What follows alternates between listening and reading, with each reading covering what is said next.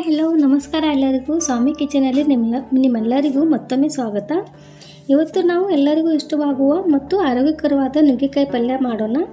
ಇದಕ್ಕೆ ಬೇಕಾಗುವ ಪದಾರ್ಥಗಳು: ಅರ್ಧ ಕೆಜಿ ನುಗ್ಗೆಕಾಯಿ, ಮ್ಯಾಗಿ ಮಸಾಲ, ಕೊತ್ತಂಬರಿ ಸೊಪ್ಪು, 2 ಟೊಮ್ಯಾಟೊ, ಖಾರದ ಪುಡಿ, ರುಚಿಗೆ ತಕ್ಕಷ್ಟು ಉಪ್ಪು, ಬೆಳ್ಳುಳ್ಳಿ, ಸಾಸಿವೆ, ಜೀರಿಗೆ ಪುಡಿ ಮತ್ತು ಗರಂ ಮಸಾಲ ತೊಗೊಂಡಿರೋದು.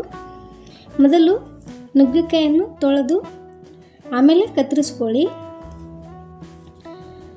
ಟೊಮೆಟೊ ಕೂಡ ಸಣ್ಣಗೆ ಕಟ್ ಮಾಡಿ ತೊಗೊಂಡಿರೋದು, ಕೊತ್ತಂಬರಿ ಸೊಪ್ಪು ಕಟ್ ಮಾಡಿ ತೊಗೊಂಡಿರೋದು, ಬೆಳ್ಳುಳ್ಳಿ ಸಣ್ಣಕ್ಕೆ ಜಜ್ಜಿ ತೊಗೊಂಡಿರೋದು. ಈಗ ಗ್ಯಾಸ್ ಮೇಲೆ ಒಂದು ಬಾಣಲಿ ಇಟ್ಟು ಸ್ವಲ್ಪ ಎಣ್ಣೆ ಮತ್ತು ಉಪ್ಪು ಹಾಕಿ ಈ ನುಗ್ಗೆಕಾಯನ್ನು ಎಣ್ಣೆಯಲ್ಲಿ ಚೆನ್ನಾಗಿ ಫ್ರೈ ಮಾಡಿ ಇದ್ರ ಮೇಲೆ ಮುಚ್ಚಳ ಮುಚ್ಚಿ 5 ರಿಂದ 7 ನಿಮಿಷ ಸ್ಟೀಮ್ ಮಾಡ್ಕೋಬೇಕು. ಹೀಗೆ ಬೇಯಿಸ್ಕೋಬೇಕು. ನೆನಪಿಡಿ, ಇಲ್ಲಿ ನೀರನ್ನು ಬಳಸಬೇಡಿ.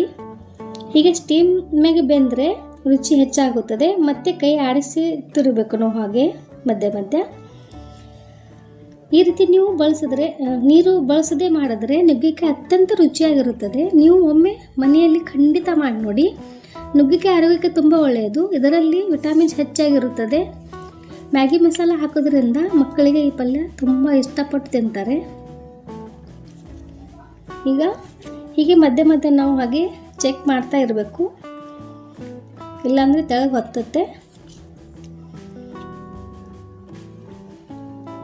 ಇದು ತಿನ್ನುವಾಗ ನಾವು ಉಪ್ಪಿನಕಾಯಿ ತಿಂದಂಗೆ ಆಗುತ್ತೆ, ಎಷ್ಟು ಚೆನ್ನಾಗಿ ಟೇಸ್ಟ್ ಆಗುತ್ತೆ.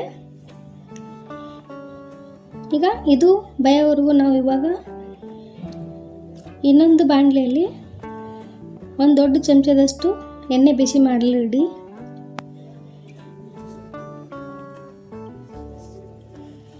ಎಣ್ಣೆ ಕಾದ ಮೇಲೆ ನಾವು ಇವಾಗ ಸಾಸಿವೆ ಹಾಕೋಬೇಕು ಮತ್ತು ಜೀರಿಗೆ ಹಾಕಿ,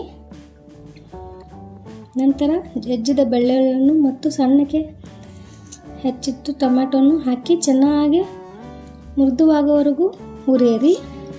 ಟೊಮೆಟೊ ಬೆಂದ ಮೇಲೆ ಟೊಮೆಟೊ ಸ್ವಲ್ಪ ಮುಚ್ಚಳ ಮುಚ್ಚಿಡಿ. ಇವಾಗ ಒಂದು ಮುಚ್ಚಳ ಮುಚ್ಚಿಟ್ಟು 1 ನಿಮಿಷದಷ್ಟು ಇಟ್ಟರೆ ತುಂಬ ಸಾಫ್ಟಾಗಿ ಬೇಯುತ್ತೆ. ನೋಡಿ, ಈ ಥರ ಬೆಂದ ಮೇಲೆ ನಾವು ಇವಾಗ ಮಸಾಲೆನ ಆ್ಯಡ್ ಮಾಡೋಣ.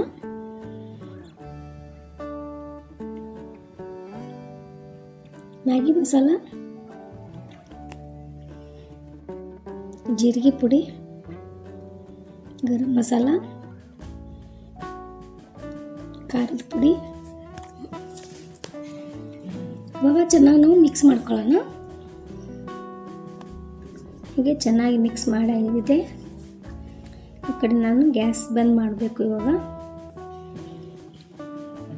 ರುಚಿಗೆ ತಕ್ಕಷ್ಟು ಉಪ್ಪು,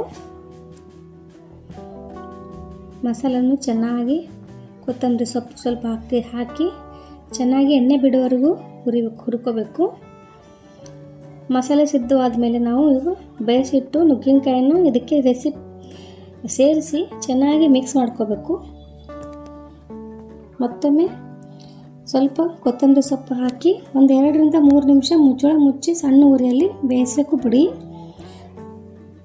2 ರಿಂದ 3 ನಿಮಿಷ ಹೀಗೆ ನಾವು ಬೇಯಿಸಲು ಬಿಡಬೇಕು. ಮಧ್ಯೆ ಹೀಗೆ ನಾವು ಚೆಕ್ ಮಾಡ್ತಾ ಇರಬೇಕು, ಇಲ್ಲಾಂದರೆ ಕೆಳಗೆ ಹೊತ್ತತ್ತೆ.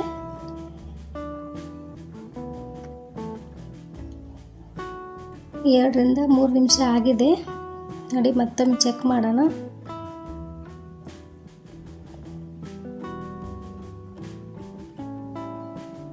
ಬಿಸಿ ನುಗ್ಗೆಕಾಯಿ ಪಲ್ಯ ಸಿದ್ಧವಾಗಿದೆ.